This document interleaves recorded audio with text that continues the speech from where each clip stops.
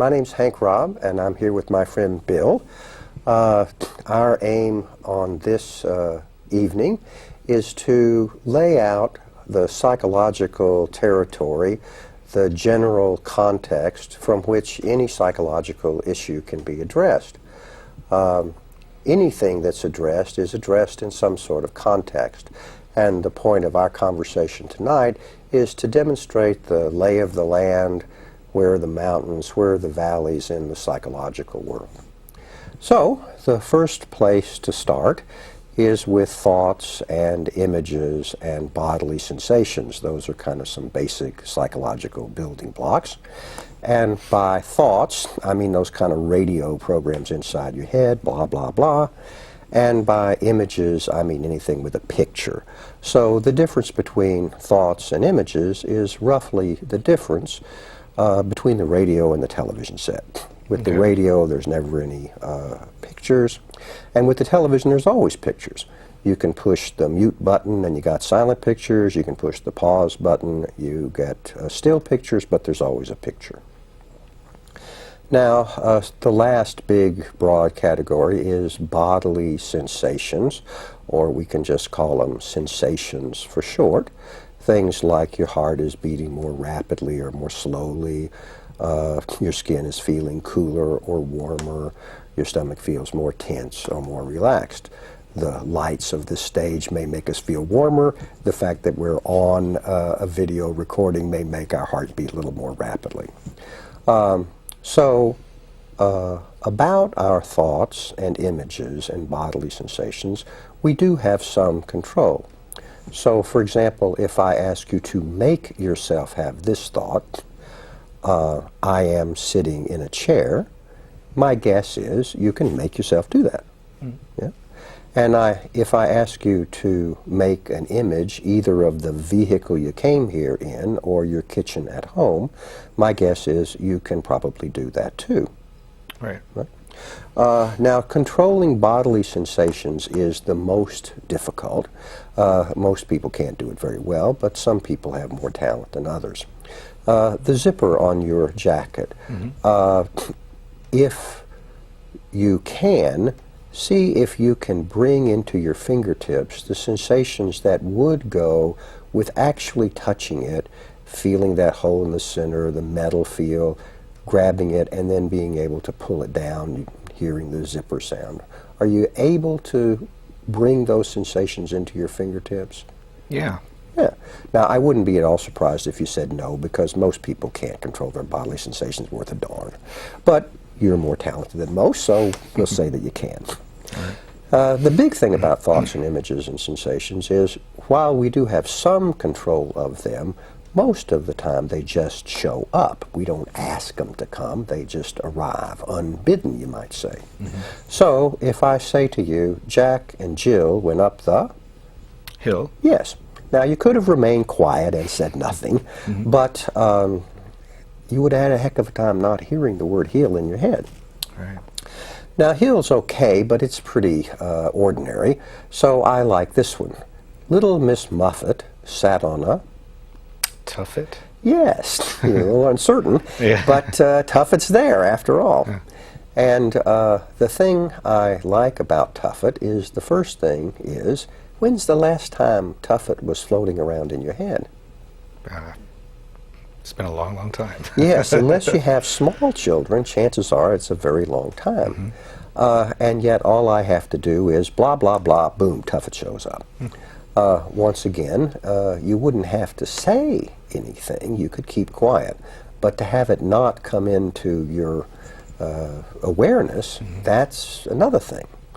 One reason I like Tuffet is, when I first started messing with this, I realized, well, I don't even know what a Tuffet is. Right. I had to look it up. Turns out it's a low stool, so you'll be covered now if Tuffet ever comes up. The other thing is, I have a story, it's a pretty good story, maybe it's even a true story, about how Tuffet got into my head.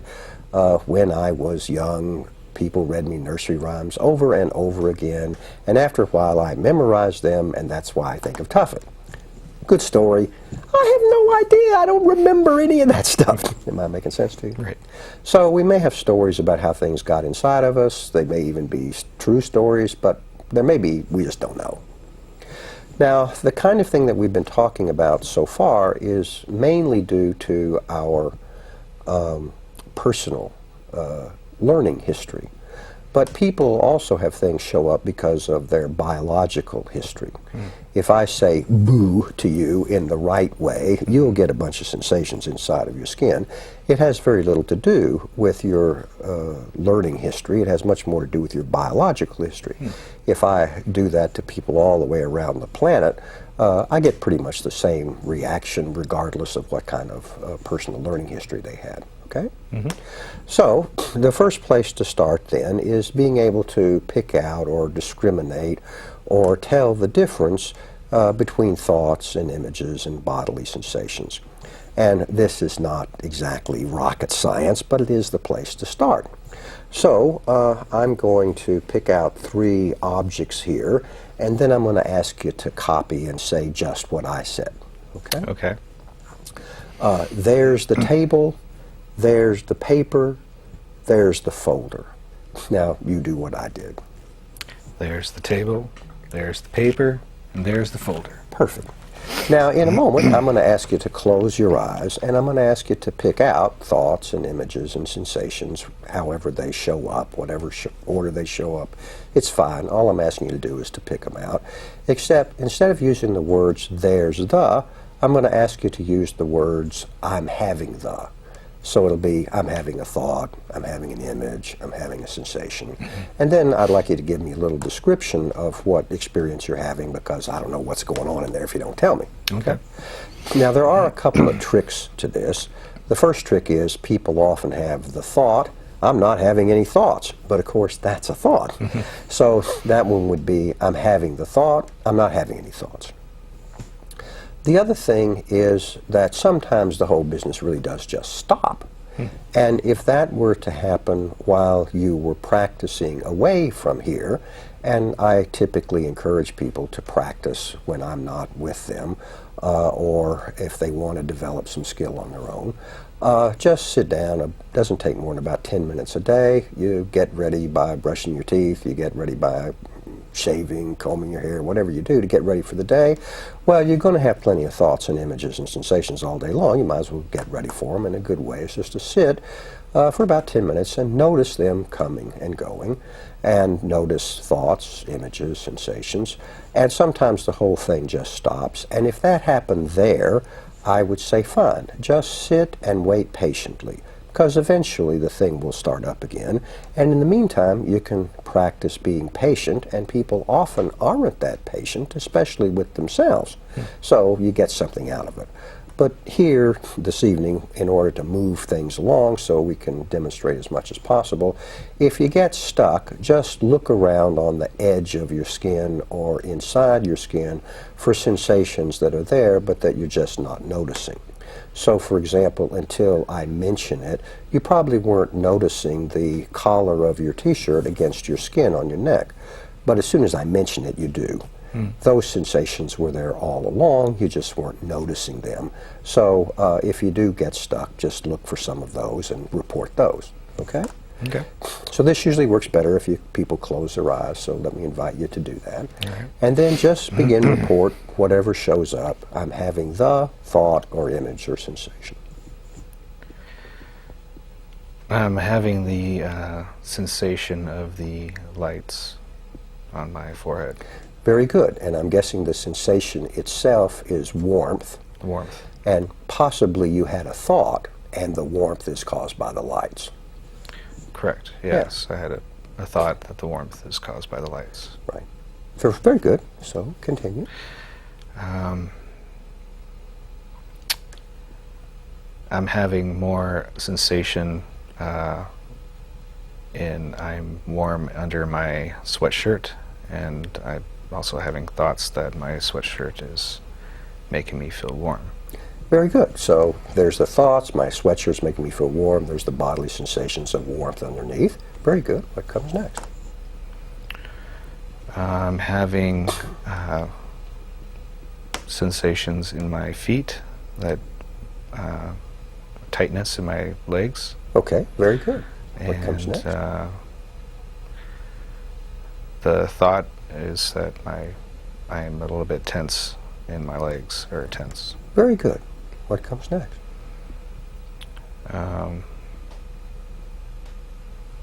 Having flushing feeling on my face, warmth on my face. Very good. And, Some more sensations.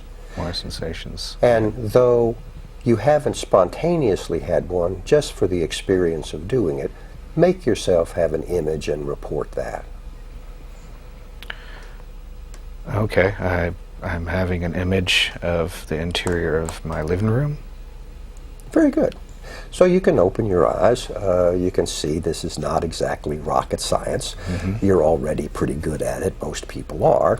And yet, if you do practice regularly, one of the things that you notice is there are skills that you begin to develop in noticing things. And typically, the thing you notice is that a couple of things happen close in time. When you began practicing, you got one but not the other. But after a while, you begin to pick up both of them. Okay. So, for example, when we first started, you were saying, I'm feeling warmth from the light. Well, you can't have a sensation of from the light. That's a thought. Right. But in the beginning, you get one. As you practice a little more, you begin to pick up, oh, I see, there's a couple of things going on here. Now, the point of being able to discriminate your thoughts and images and sensations from one another is then we can relate to them from different perspectives. Right now, you're sitting in a chair. If you were to get up and stand over here and look at it, you'd get one perspective of the chair. If you went to another side of the room, you could get a different perspective of the chair. Just because it's one chair, that doesn't mean you can't have more than one perspective on it. And the same thing with thoughts and images and bodily sensations. We can have more than one perspective on them. So what I want to talk about now is different perspectives that you can have on thoughts and images and sensations. Is there anything, though, that I haven't made clear up to now? Oh, no. Great. So the first perspective I call the umpire perspective. Most people in this culture, they know about umpires. Umpires make calls about the game, but they don't play in it. So, for example, if you go to a tennis match or you watch one on television, there's that big tall chair at center court, and someone's sitting up there making calls about the game. Clearly they're not playing in it. And the way this is done is to take a big concept like tennis shots and divide it into two smaller ones like inbounds and out of bounds, and then you make calls, inbounds and out of bounds. So we're going to do this with thoughts and images and bodily sensations. Now there are a zillion ways we could divide them up, but I'm going to suggest that for thoughts we use true and untrue. For images, we use attractive and unattractive. And for bodily sensations, we use pleasant and unpleasant. Okay. Now, it won't always work because some sensations are just kind of neutral. They're not particularly pleasant or unpleasant. And some images also are just kind of neutral. They're not particularly attractive or unattractive. And some thoughts simply won't lend themselves to the concepts of true or untrue. For example, you can have the thought, purple is lumpy and bumpy. Well, that doesn't work with true and untrue. I mean, you can think it, but it doesn't work with true and untrue. Am I making sense to you? Yes. Okay. So, I'm confident you do have the explanation. Let's try having a little experience. Okay. If you make yourself have this thought, I am sitting in a chair at the station. If you make yourself have that thought, and then just listen for a call of true and untrue, my guess is you'll hear one. What'd you hear? True. Yeah. And if you make yourself have this thought, I am sitting in a rocket ship going around the moon. If you make yourself have that thought, and then again, just listen for a call in terms of true or untrue, again, you'll probably hear one. And that would be false. Yes. So you see how it works. Mm-hmm. Now, the thing about the umpire perspective is you run into the same problem with the umpire perspective that you run into with actual umpires, which is to say sometimes you get bad calls. And most of the time, I'll just mention now, they have to do with thoughts. Every once in a while, I meet with somebody who came from a particularly sexually repressive environment, and they'll have a sexual sensation and the call will be unpleasant. Now, that's a bad call because sexual sensations are pleasant. They're not unpleasant. But as I say, most of the bad calls have to do with thoughts, and we could talk more about that later, but all I want to do now is to make clear how this perspective works. Okay. Now, there's a couple of other perspectives that we can also have. The first one of those I like to call the observer perspective. And from the observer perspective, you see that a thing is exactly what it is, and nothing more, and nothing less. Now, that sounds very mysterious, but really it isn't. Whether a thought is true or untrue, it's still just a thought. Nothing more, nothing less. Whether an image is attractive or unattractive, it's still just an image. Again, nothing more, nothing less.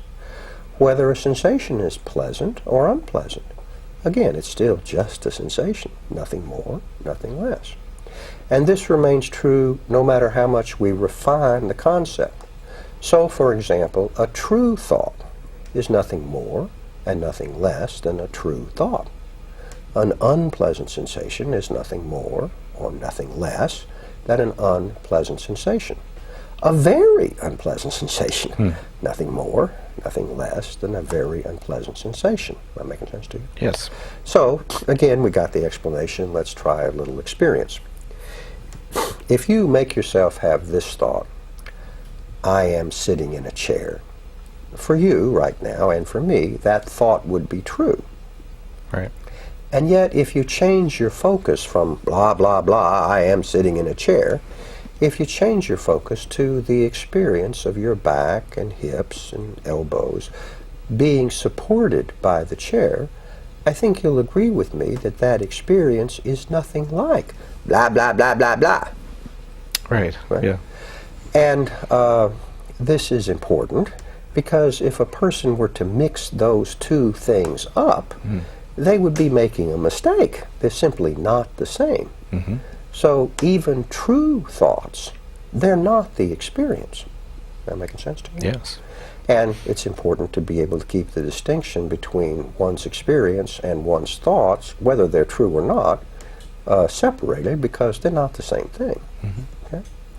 Now, the last perspective that I like to show people is what I call the perspective of actuality. And I don't want to be misunderstood. When you're having a thought or an image or a sensation, you actually are having it. That's not what I mean. Let me show you what I mean. This piece of paper here on the table. If you have the thought, there's a piece of paper on the table, is that thought the piece of paper?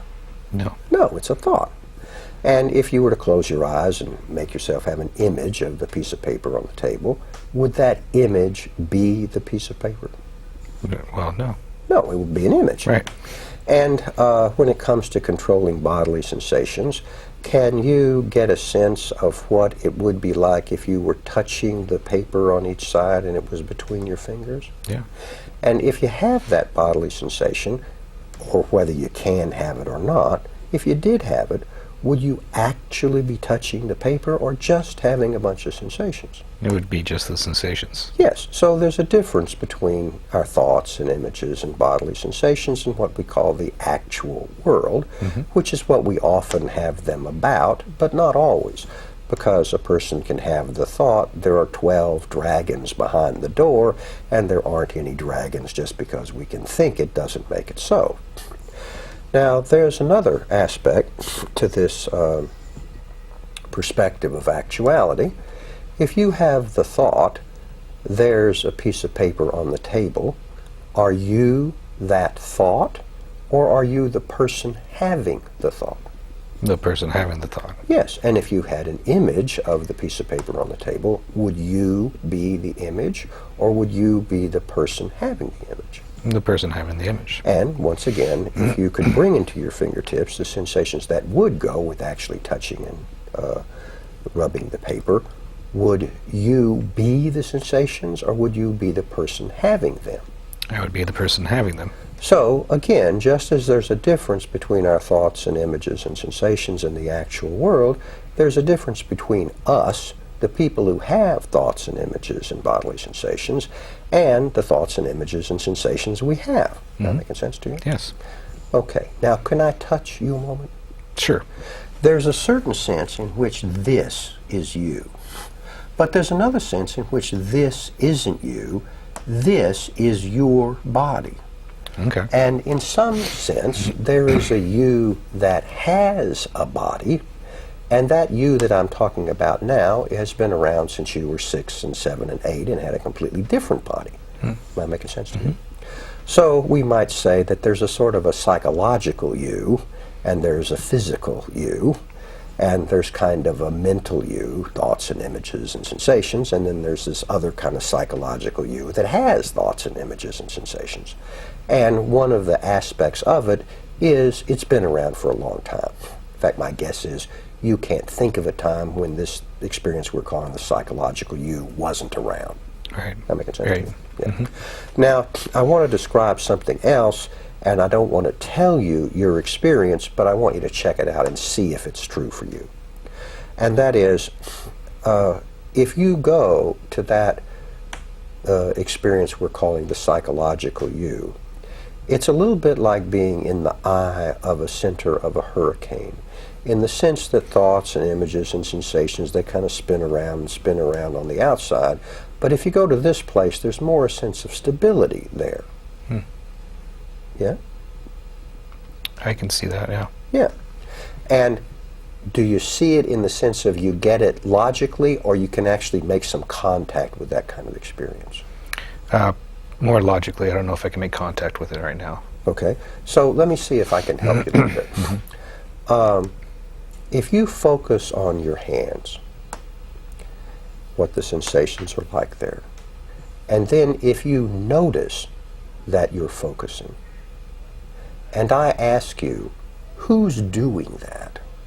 You'll hear in your something like I am or me, something like that. But those words aren't the thing that's doing it. They're making reference to this other thing that we've been talking about. Right. And if you go to that place, can you find a sense of stability there? Yeah, I think I can. Yeah. So, I like to point this out to people because people are often looking for things that are stable in life. And if you can find this space, it does tend to have that quality, and it's not exactly that difficult to find it. We've been doing it with pretty quickly. Am I making sense to you? So now I'm going to ask you in a moment to do something that's going to seem kind of silly, but play along with me. There's a point to it. Okay. Okay. In a moment, I'm going to ask you to start saying out loud and over again, I cannot walk over to the door and back. I cannot walk over to the door and back. And while you're saying it, I'm going to give you an instruction. And I want you to follow the instruction, but I want you to keep saying, I cannot walk over to the door and back. Okay. So, I cannot walk over to the door and back. I cannot walk over to the door and back. Great, keep it up. I cannot walk over to the door and back. And while you're saying it, walk over to that door in the studio over to the and door back. and back. I cannot walk over to the door and back. I cannot walk over to the door and back. I cannot walk over to the door and back. I cannot walk over to the door and back. Don't trip now. I cannot walk over to the door and back. I cannot walk over to the door and back. Okay, great. Now I want you to switch to, this is kind of a tongue twister, but I want you to switch to, I cannot stay seated, I must stand up. I cannot stay seated, I must stand up. I cannot stay seated, I must stand up. I cannot stay seated, I must stand up. Great, now you can stop. Okay. Now, you tell me if I'm right. It often seems or feels like when we have certain thoughts and certain images and certain bodily sensations that we lose control of our hands and